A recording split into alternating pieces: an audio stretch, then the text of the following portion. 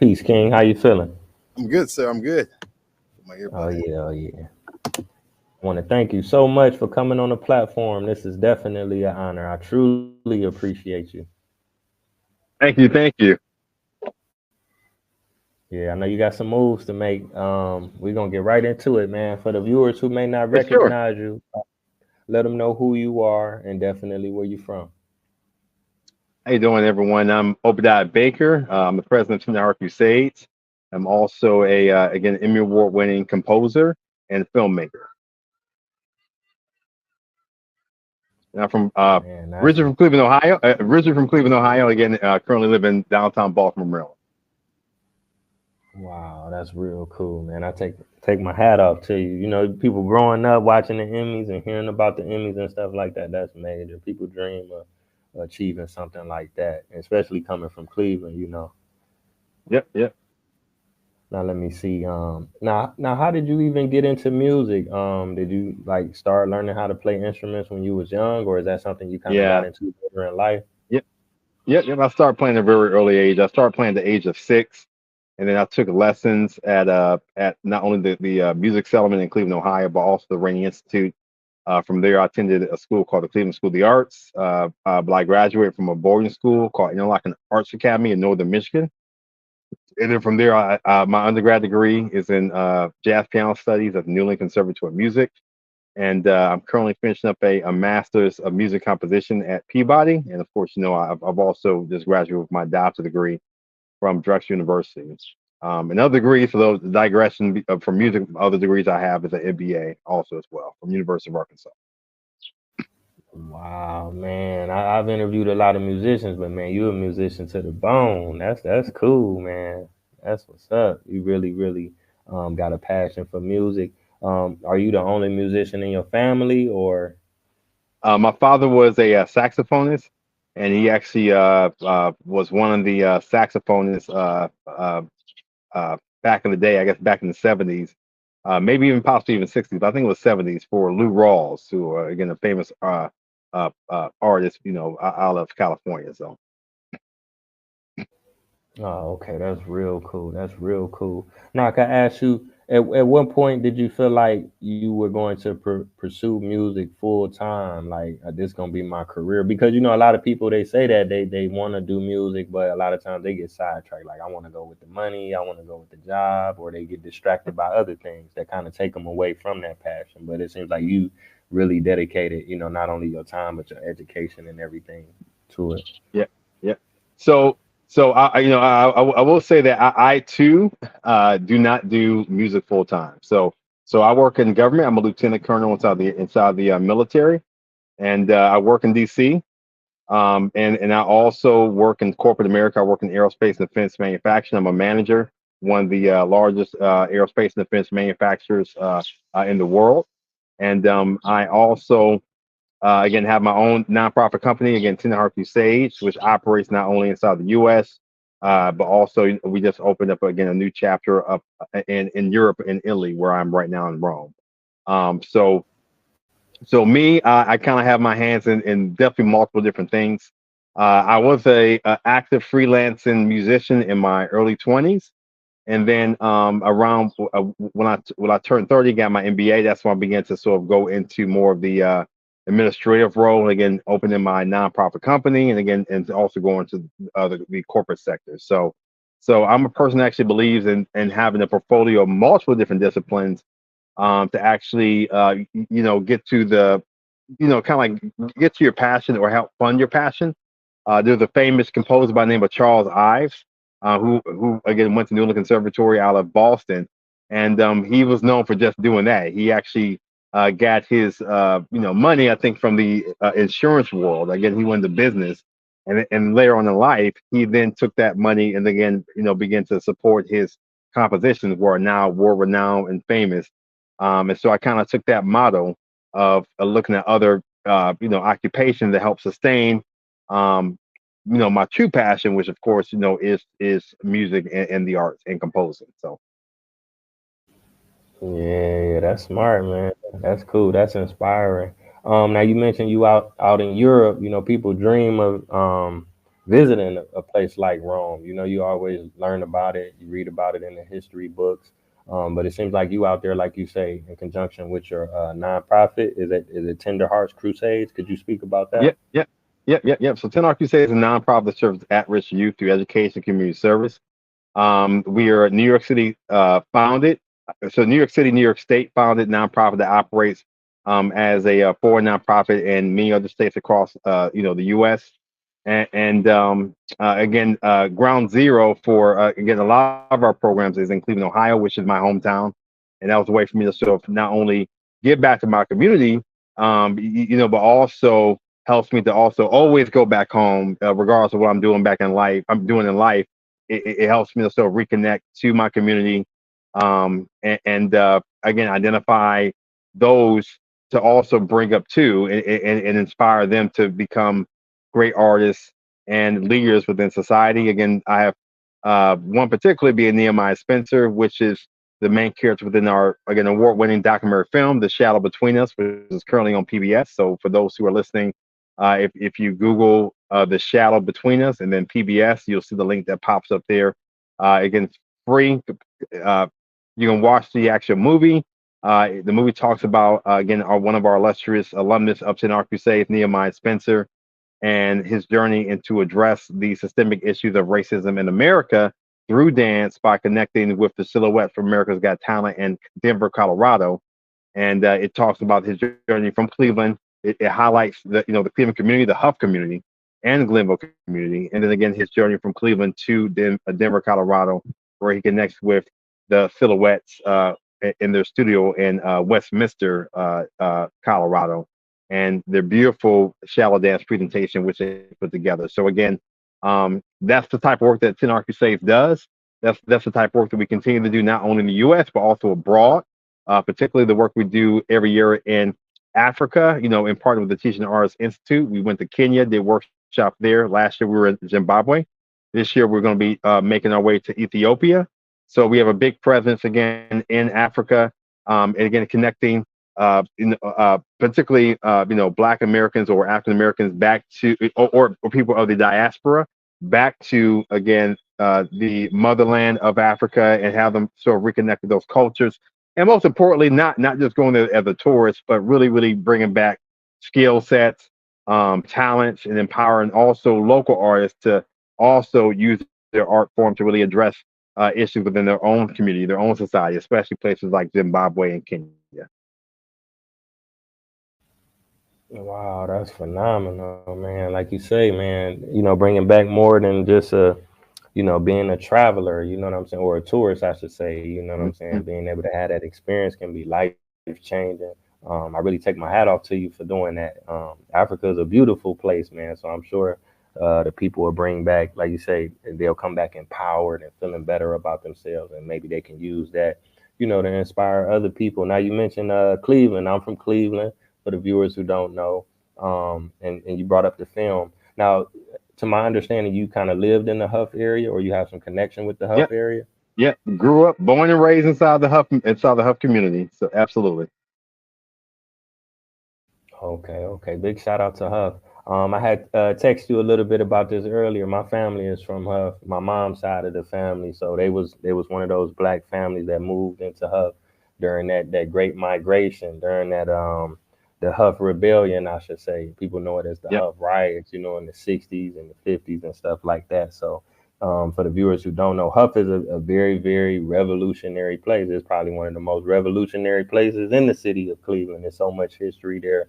Some of our biggest and brightest and most creative people come up out of that neighborhood. Most definitely. Let me see. You had spoke about the film. Now, was this your first project? Did you have previous projects? Yeah, I've actually produced close to 50 films inside my past, as a filmmaker, but they were all short films. The majority of them were short films, in both not only documentary but also narrative form. Um, but this Shadow Between Us was my first full feature long form documentary film that I produced with Lance Murphy, a 3 time, now 4 time. We got him another Emmy, 4 time Emmy Award winning filmmaker. And again, he had a lot of time to work on it during the pandemic, and we were able to sort of break the ice within the organization in doing feature films. And what a feature film it was! Our first feature film again won again 2 Emmy Awards, 4 nominations, and again took home 2 Emmy Awards, and was premiered in Toronto Black Film Festival, premiered on in Hollywood at the Newport Beach Film Festival, and were shown and won many awards in close to 30 film festivals around the world, so worldwide. Um, and it just really changed our trajectory as a nonprofit and the work that we did, but also show that the a true testament to grassroots organizations. You may think that you need all this money, these great big funding and millions of dollars, and I was like, no, we made an Emmy Award winning film with not that much money at all, and we were able to impact the world. It really just takes tenacity and people to really just believe in yourself and just have that leadership skills to really draw talent, and the skill set that you need to really kind of make things happen. So I said, just believe in yourself and believe in your ability, and you can do some amazing things. Yeah, definitely. That's truly inspiring. Now you had talked a lot about music. You may have touched on it, but I wanted to ask you now. At what point did you get into wanting to make films? Was that something you always were into as well, or did you kind of get into that Yeah. later on? Yeah. I am a avid film goer and love films all my life. I grew up with them, but particularly I had a high school friend again from Interlochen, the boarding school. Uh, well, okay, that was a narrative film, but actually, let me go back further than that. The documentary films came about as a product of me trying to figure out a way to sort of promote the work that we do inside the nonprofit. So I thought the idea of, hey, why don't we use film or video to kind of show the things that we're doing? So it originally started as like our first documentary started really as an infomercial. It wasn't really trying to be a documentary, but as we began to shoot, we were like, we should. Oh, this is really good. We should really kind of like tell a even more profound story with this. And the director was like, oh, you mean like a documentary? I was like, yeah, one of those. And as we begin to shape, our first documentary won film festivals again across America, and I think around the world too, as we put in several different film festivals. And that started the journey of our film festival wins. With our first documentary film, which was called the Nehemiah Project, and featuring the same person inside the shadow between us. So uh, it was really just serendipitous from day one that these films begin to sort of unfold and take shape. So Wow, wow. Okay, okay. Now I want to talk a little bit more about the shadow between us. What was the inspiration behind that film? And for the yeah. people who haven't had a chance to check it out, like I said, I know you kind of touched on it a little bit, but what is the film truly about, and what inspired you to put that Yeah, together? absolutely. So the inspiration was a few different things. I started my doctorate program at Drexel University, and I was trying to figure out, like a lot of people, who start doctorate programs, on okay, what I'm going to write about.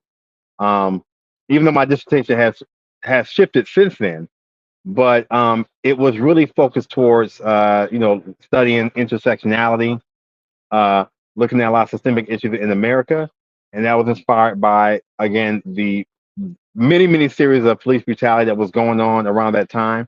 One particular being the death of George Floyd. So that inspired not only me but the whole world again to sort of address the pink elephant inside the room, being racism and the American society and the American system, not only inside policing, but also in the fabric of the country ever since its founding, right? So with that, I was trying to find a way to sort of approach it with care, because sometimes when you talk about racism, it can be a lot of cases become off-putting. Saying someone or pointing fingers is not really the best way to kind of do it. I wanted to sort of do it inside a very creative way that brings the broader society into a conversation about racism. And so that came about when I was walking through Midtown, and I was trying to find a common ground.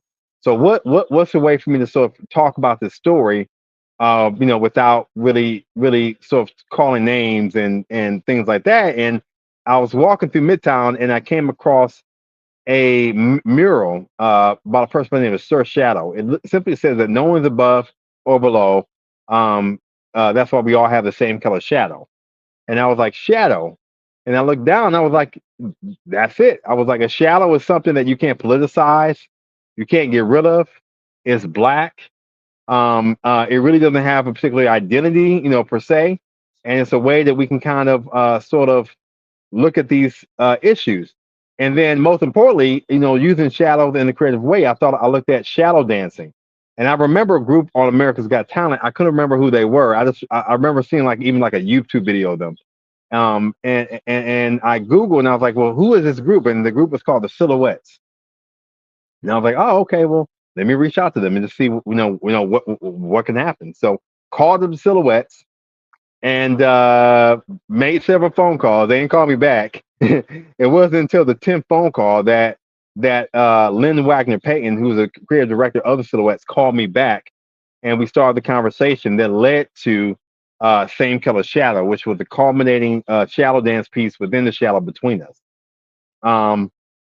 But it was my wanting to really, again, creatively, talk about racism, talk about ways to sort of, heal the divide in America with racism. That took me on the journey of learning more about shadow dancing or shadow theater, which again is the central sort of MacGuffin, sort of this thing, or even the idea of shadow as being like this sort of archetype, like this literary archetype, this thing that sort of you can't see it being racism, but it sort of embodies that, in which we use as the basis for creating the educational simulation of same color shadow. So Oh, okay. Wow, wow, man. The film is amazing, man. I got a chance to check it out. I really enjoyed it. I just got hip to you. I'm enjoying the work that you're doing. Now, I wanted to ask you. You had spoke about it a little bit. You got an Emmy Award, I guess, for producing and for the film score. What role did you actually play in the film in terms of producing? Like for a person that don't know, what does a yeah, yeah, yeah, producer do yeah. in conjunction with a film score? Yeah, so our image were for photography. Again, that was for Lance Murphy, the director. And again, mine was for composing the music of the opening credits, which is called Winter. So, which was performed by the Czech National Orchestra.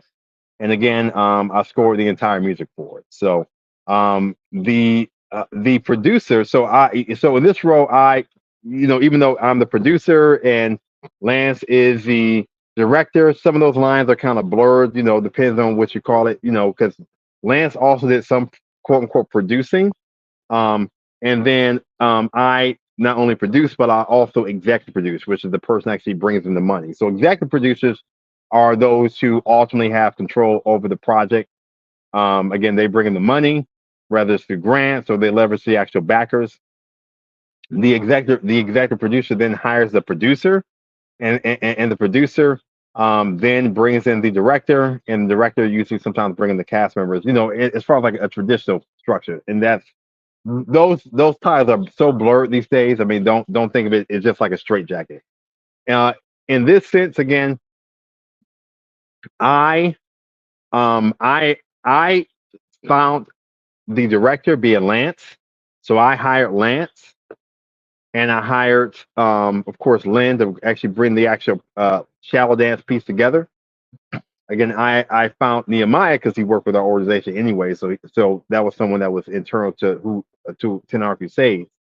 Um, um, the producer will kind of help create the story, not so much the executive, the executive, director. If you think of it this way, the executive director would say that, hey, I want to get from point A to point Z. The producer would say, okay, you have to go from point A, B, C, D, etc. So he'll actually put down the points, and the director will actually connect the points. He'll say, okay, how did we get to B? How did we get to C? So that's kind of like a great layman way to kind of understand the roles of those three individuals inside the project. And there's many other different roles you can kind of put within the film, but that's really kind of basic of what you need. You need an executive producer, a producer, and a director.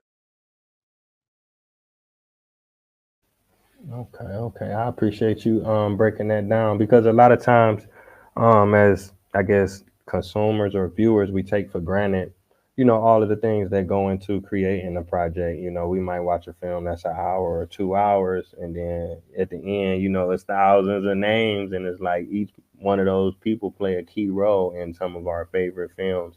Especially like you say, the producer, and even the person that composes the music. The music is a real, real big part of it. And I want to compliment you on the music. I definitely, that was something that stood out to me while watching the film. Um, I can ask you this. Are you working on any film projects right now, or do you have any upcoming projects in terms of film or music? Yes, yes, yes. We have two films that we're working on right now. We're in post production for a film about the Ukraine, the Russo-Ukrainian war, and that was the first film we actually shot over in Europe. So we actually shot scenes in Italy as well as in Ukraine. So we had to work with two film directors, actually technically three. Um, and then we also are in production for a third documentary, reflecting on the pandemic through the story of a renowned opera singer and the poem of a COVID victim, being her father, who was a renowned pastor in Houston, Texas. And I used I use that poem and the words of the poem to actually create an orchestral piece, which is performed by the Budapest Symphony Orchestra in Hungary. And again, the music for the Ukraine film is also performed by the same uh, orchestra that performed the music of The Shadow Between Us, which is the Czech uh, National Symphony Orchestra. Wow. Okay. I definitely look forward to checking out those projects. They definitely sound interesting. So for the viewers who want to follow what you're doing, they want to keep up with the nonprofit, with the films to come. Do you have a website? Do you have social media? Yep, yep, yep. So you can learn more about Tender Heart Crusades at www.tenderheartcrusades.com. So again, TenderHeart, and then CRUSADES.com. Okay, okay. And last but not least, for those who haven't seen the film, is it on PBS's website or YouTube, or do they have to have like Amazon or Netflix or something? Like, where can they watch No, the film? you can watch the film on the PBS website.